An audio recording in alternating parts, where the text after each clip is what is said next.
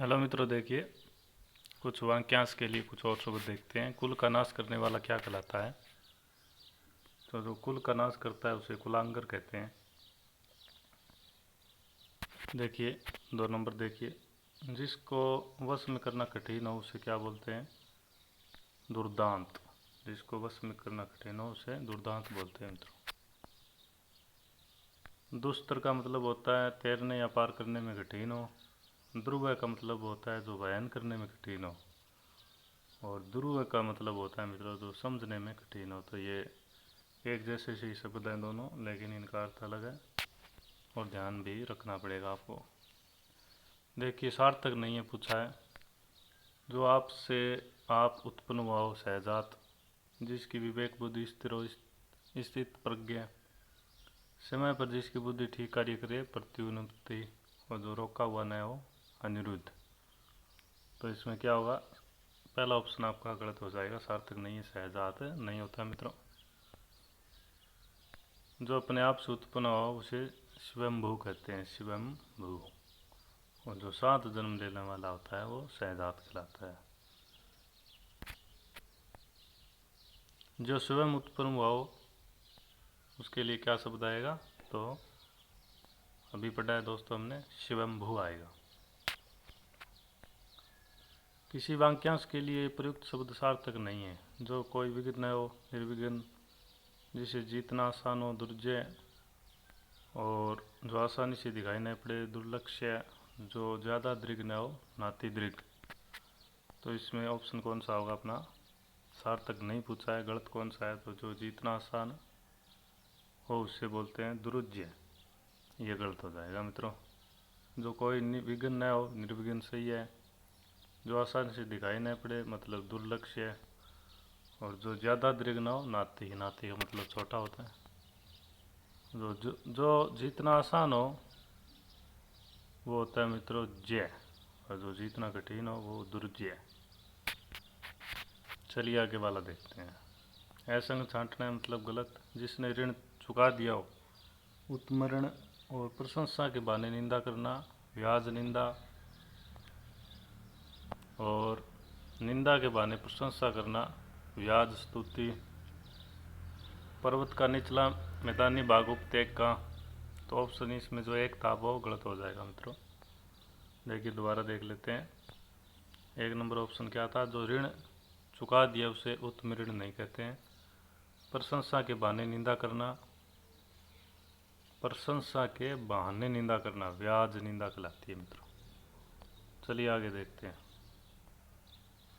और निंदा के बहाने प्रशंसा करना व्याज स्तुति। जो ऋण देता उसे उत्तम ऋण कहते हैं। इसका अर्थ ये होगा जो ऋण देता हो, और जो ऋण लेता उसे अधम ऋण कहते हैं। और जिसने ऋण चुका दिया हो उसे वो ऋण कहते हैं, जिसके कोई ऋण बाकी नहीं रहा।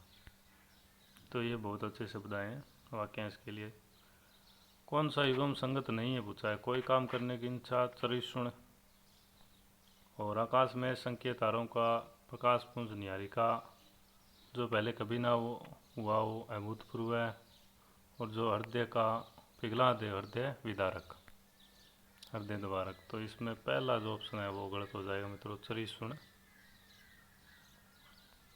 ये गलत हो जाएगा। काम करने की इच्छा नहीं होता मित्रों,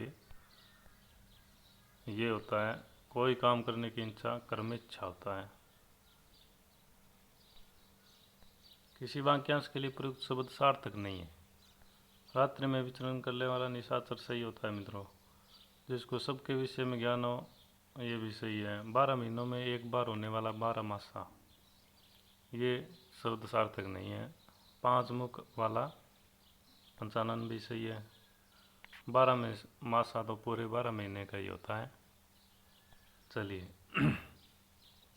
इस वाक्यांश के लिए प्रयुक्त शब्द सार्थक नहीं है। तो पति धर्म ही जिसका व्रत पतिव्रता सही है। शोक की शुरुआत, शोकांत, ये शोकांत का मतलब होता है मतलब शोक का अंत। सुंदर आकार वाला सुडोल सही है। हिंसा करने वाला हिंसक आदमी हो गया। शोकांत होता है शोक की शुरुआत, शोक आरंभ होता है मतलब।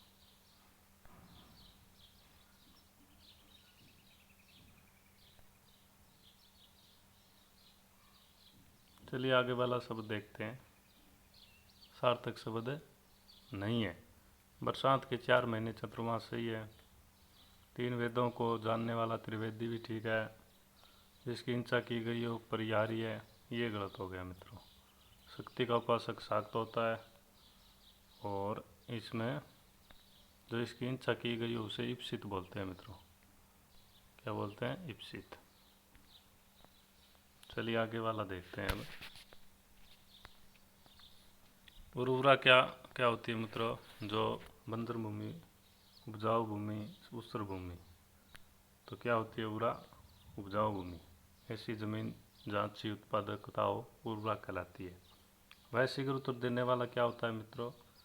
प्रत्युन्नति, जो बोलते ही उत्तर दे दे। किस विकल्प में वाक्यांश के लिए सही शब्द नहीं है? तो देखिए, वह जो किए गए उपकार को मानता हो, कृतज्ञ सही है। वह बूढ़ा ना हो, अजर सही है। सूर्य के अस्त होने का समय प्रदोष भी सही है मित्रों। बिना पलक झपकाए निमिलित नहीं होता, निर्णय मिस होता है मित्रों। अनिरुद्ध, तो अनिरुद्ध क्या होता है मित्रों? जिसे रोका न जा सके। जिसे रोका न जा सके मित्रों, ये 3 नंबर ऑप्शन हो जाएगा।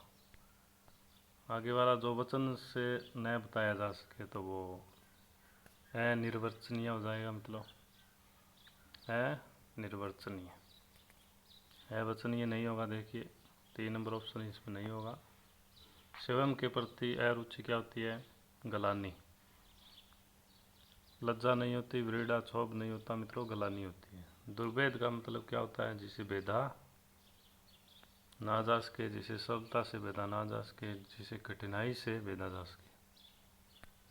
तो इसमें होगा 4 नंबर, जिसे कठिनाई से भेदा जा सके। अमूल्य, जिसका कोई मूल्य ना हो, जिसका मूल्य अंक ही ना जा सके, ये आएगा। देखिए मित्रों, इसमें एक जैसे लग रहे हैं।